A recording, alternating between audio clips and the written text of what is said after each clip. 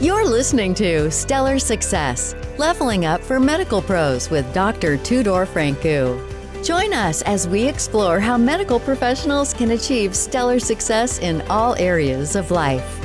It's time to level up.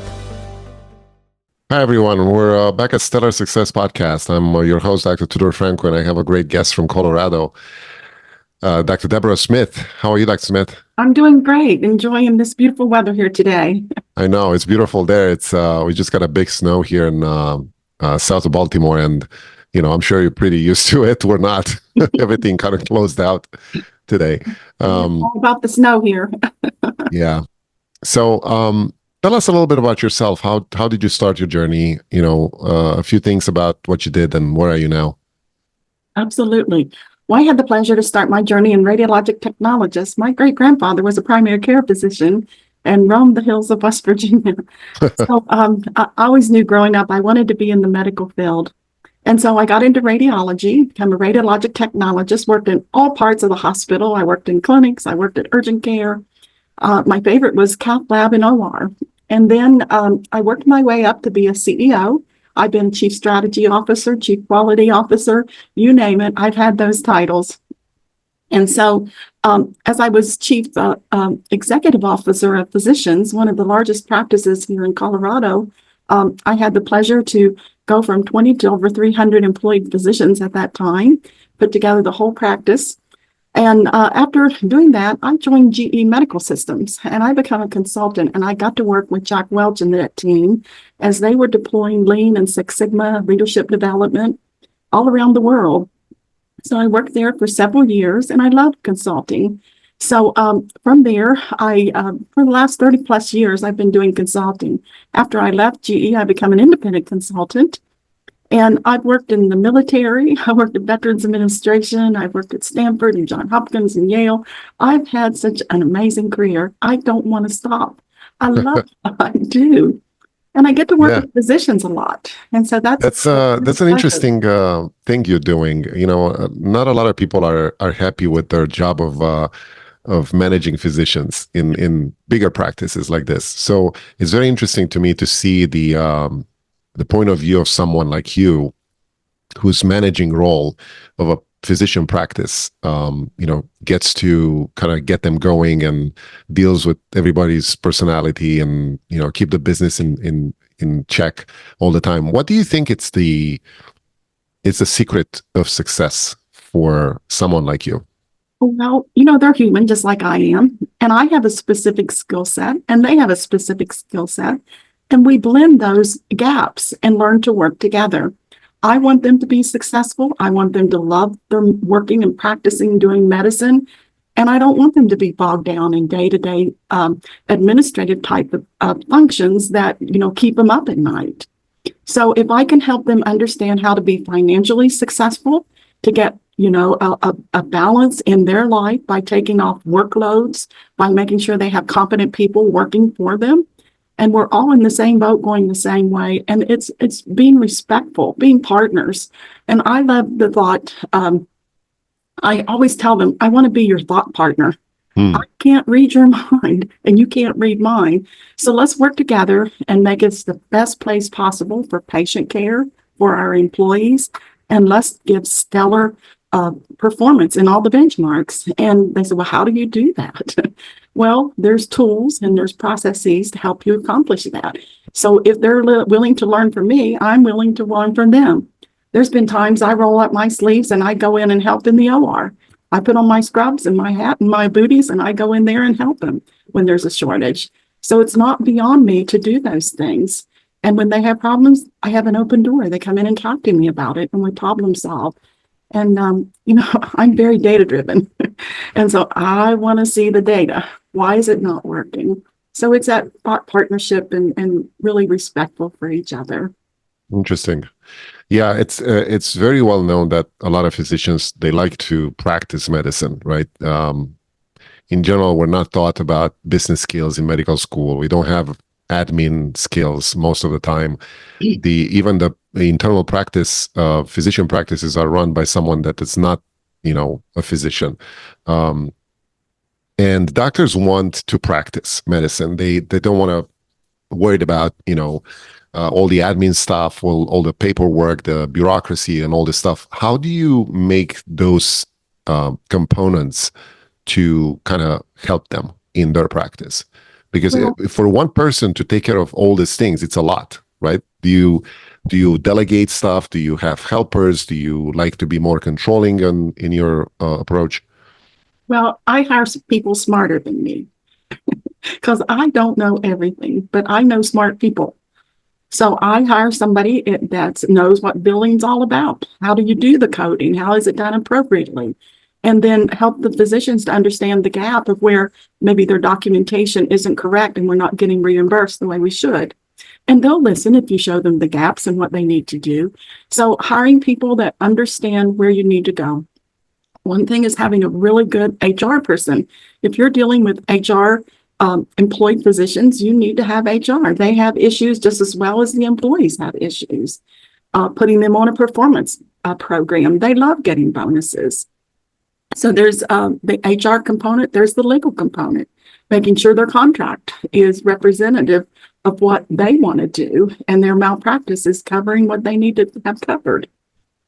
And then finance, I need a chief financial officer to make sure I have budgets to buy their equipment, to pay them, to hire the right people to help them do their job.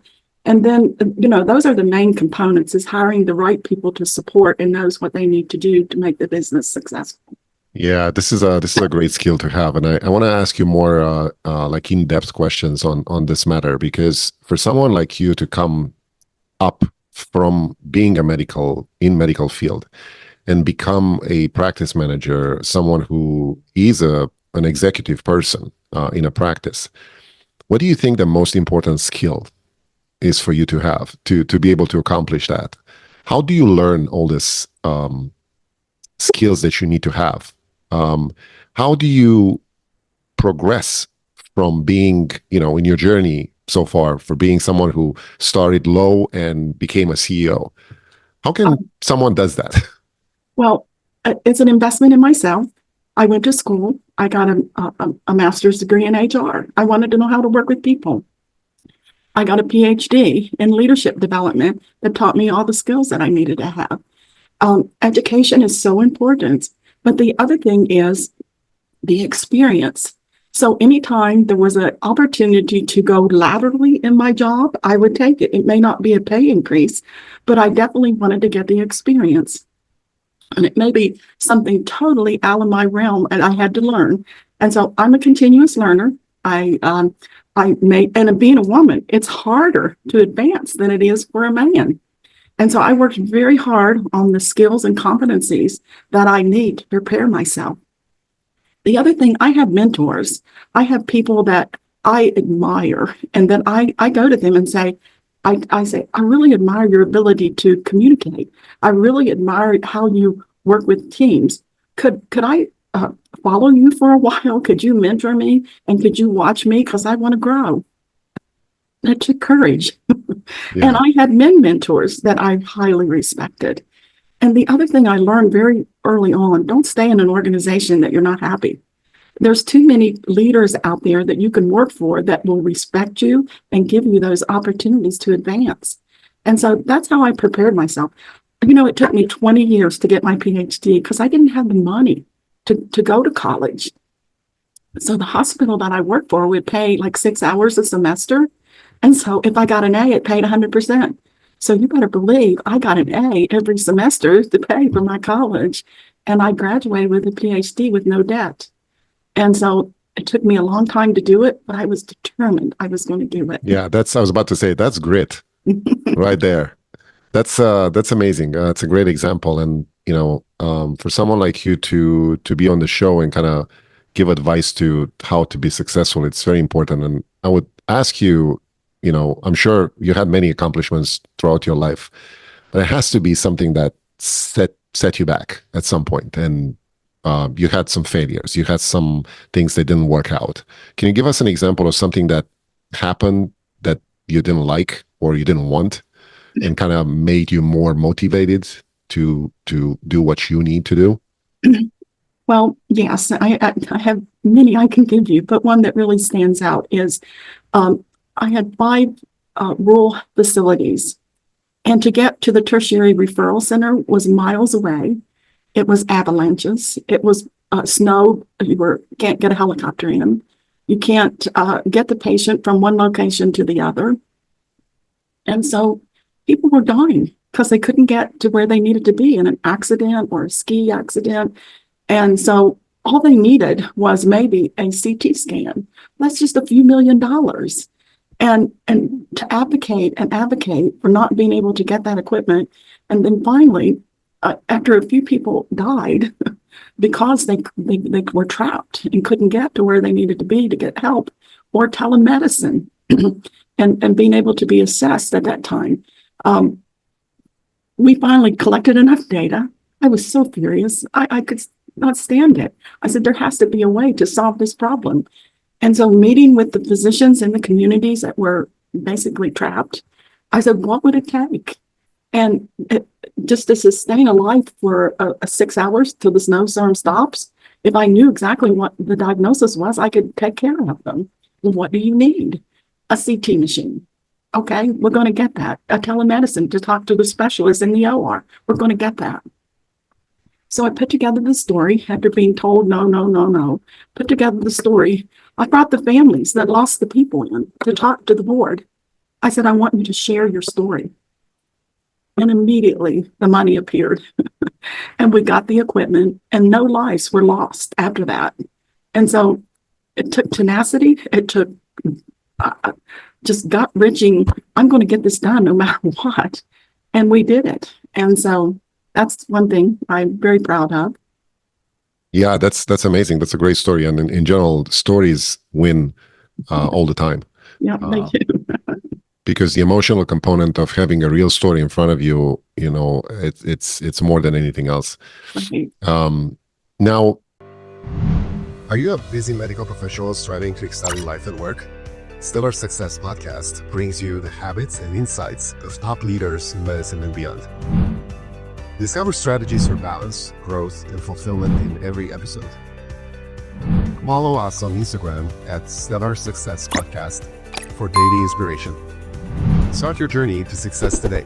Subscribe to the YouTube channel now.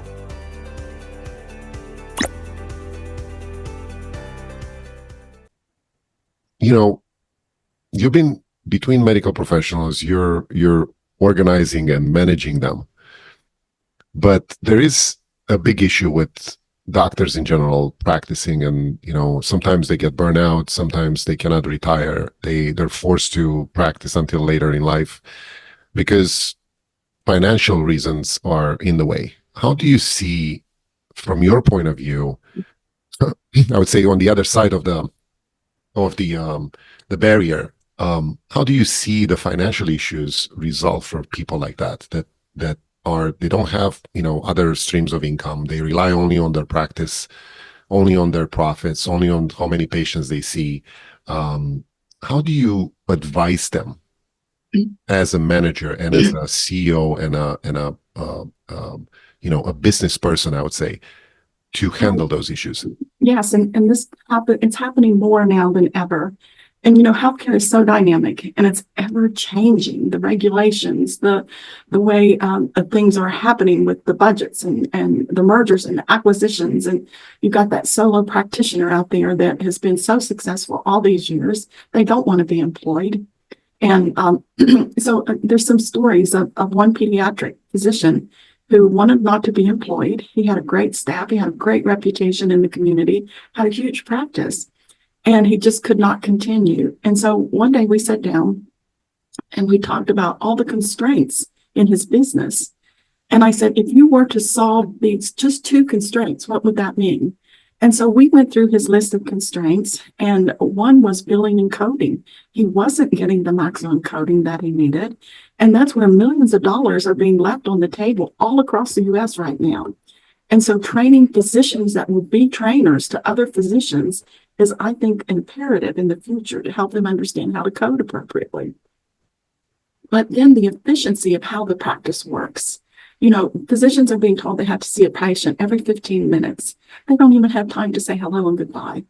And so we've got to figure out, and this one pediatrician, he said, how do you do that? And so we monitored what was happening. We did time studies to find out how his nurses, medical assistants, and all were working and what he was doing.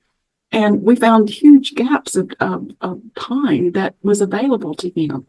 And we trained the staff, we trained him. He went from working 6 days a week to 4 days a week, seeing more patients because he was more efficient. He learned how to stratify the new patients versus the existing patients.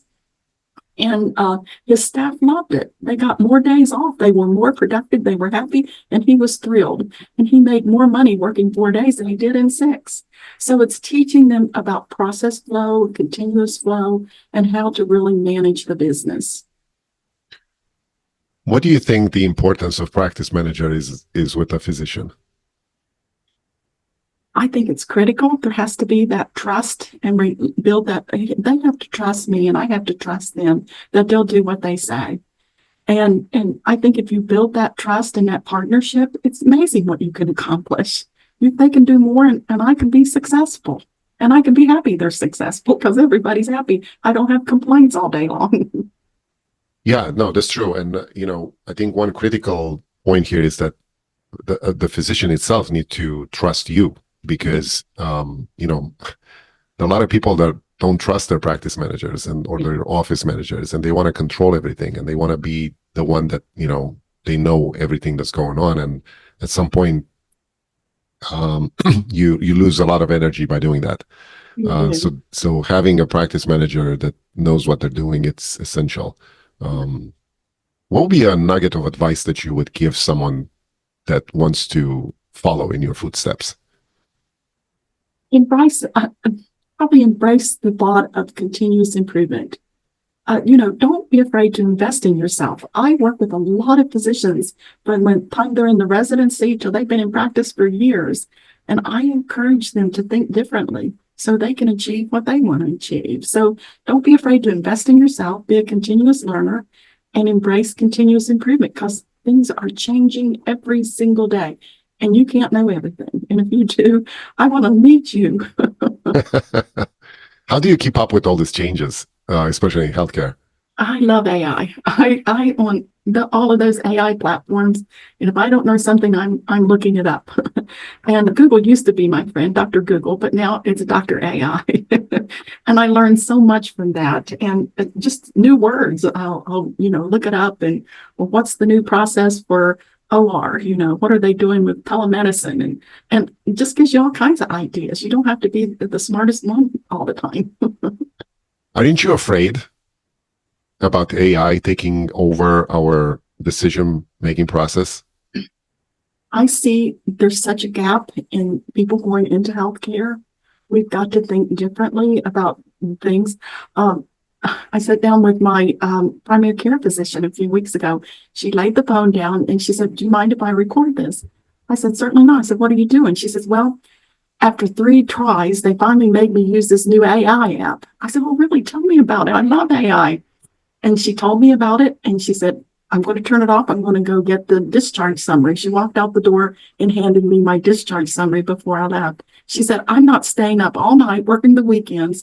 This AI to put everything in there. And sure enough, it did. So I think there's a place for AI. In terms of diagnosis, we see it a lot in imaging, radiology and imaging starting to look. And if they can find that spot quicker than the radiologist, go for it. Yeah. But I agree. I think the role of being, so to speak, a scribe for us, or a transcriber, I would say, it's very important, especially like the example you gave of giving the discharge summary after a visit, or, just do the medical record in general. I think it's a very accurate, I would say, way to do it. So Dr. Smith, what's exciting you this year? What projects do you have in mind? Well, I've just written 8 books. That's awesome.